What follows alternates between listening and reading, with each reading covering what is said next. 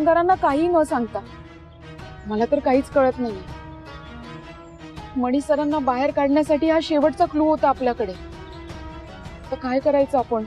मला पण काही कळत नाही ग स्वानंदी। मला असं वाटतं ना आपण काहीतरी मिस्टेक करतो आणि ह्यासाठी ना आपल्याला एका एक्सपिरियन्स माणसाची गरज वाटते मला। म्हणजे त्या गोष्टींमध्ये तो माणूस आपल्याला गाईड करेल। काय वाटतं तुला? जेसी, आपण हे जे काही करतोय ना ते आपलं काम नाहीये। तपास घेणं हे पोलिसांचं काम आहे, पण त्यांनीच मणी सरांना तुरुंगात टाकलंय। आणि परत ही गोष्ट आता दुसऱ्या कोणाला कळली म्हणजे पोलिसांना किंवा सरपोतदार साहेबांना कळली तर ते मणी सरांना तुरुंगात ठेवायचा अजून प्रयत्न करतील।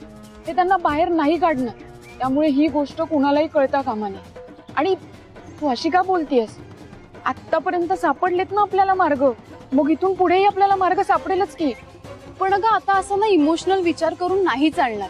प्रॅक्टिकल विचार करायला हवा आपल्याला। Think practical Swanandi. स्वानंदी, माझे मानकामे सर आहेत ना, त्यांनी मला सांगितलं होतं की तुम्हाला ह्या सगळ्या गोष्टींमध्ये काही हेल्प लागली तर मला सांगा। आपण मानकामे सरांना सांगायचं का? म्हणजे ते आपली हेल्प करतील। मानकामे सर? अगं म्हणजे बघ ना, मानकामे सरांसारखे एक्सपिरियन्स जर्नलिस्ट जर आपल्या बरोबर असतील तर गोष्टी सॉर्ट होतील ना। अगं आपला फोकस क्लिअर राहील। आपल्याकडून ज्या मिस्टेक्स होतात ना त्या मिस्टेक पण नाही होणार आपल्याकडून। आणि आपण एक काम करू शकतो स्वानंदी, मी तुरुंगात जाऊन मणी सरांची बाईट घेते। मणी सरांना विचारते की तुरुंगात त्यांना काय त्रास होतोय। मणी सरांना गुन्हेगाराबद्दल विचारते। ते जे काही सत्य सांगतील ना ते आपण आमच्या पोर्टलवर टाकूयात। पब्लिकचं प्रेशर सिस्टीम वरती येईल अगं, आणि पब्लिक मध्ये व्हायरल होईल ही गोष्ट। आणि मणी सरांना तुरुंगातून सोडवू शकतो आपण। कशी वाटली तुला ही आयडिया स्वानंदी? का डोक्यावर पडलीयस का जेसी? काय बोलतेयस तू? तू अशी बोलशील हा विचारही केला नव्हता मी। आणि एक गोष्ट, आपण हे जे काही करतोय ना ह्यातलं तुझ्या सरांना सांगायची काही गरज नाहीये। माझा विश्वास नाहीये कोणावर। आणि तू जर अशी वागलीस ना तर मी तुझ्यावरही विश्वास ठेवणार नाही। माझ्यावर विश्वास ठेवणार नाहीयेस तू? आणि का?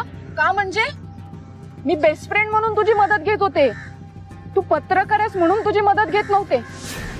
मणी सरांचा बाईट घेऊन त्यांच्या चॅनलवर त्यांच्या पोर्टलवर टाकायला टीआरपी मिळवायला अनेक पत्रकार बसलेत। मग तूही तशीच बोलली तर त्यांच्यामध्ये आणि तुझ्यामध्ये काय फरक राहणार? हे बोललेस ना स्वानंदी तू, त्याच्यामुळे मला हर्ट झालंय। कळलंय तुला?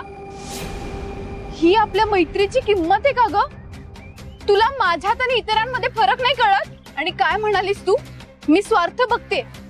मी तुझ्या बरोबर आहे हा माझा स्वार्थ आहे म्हणून? मान्य आहे, मान्य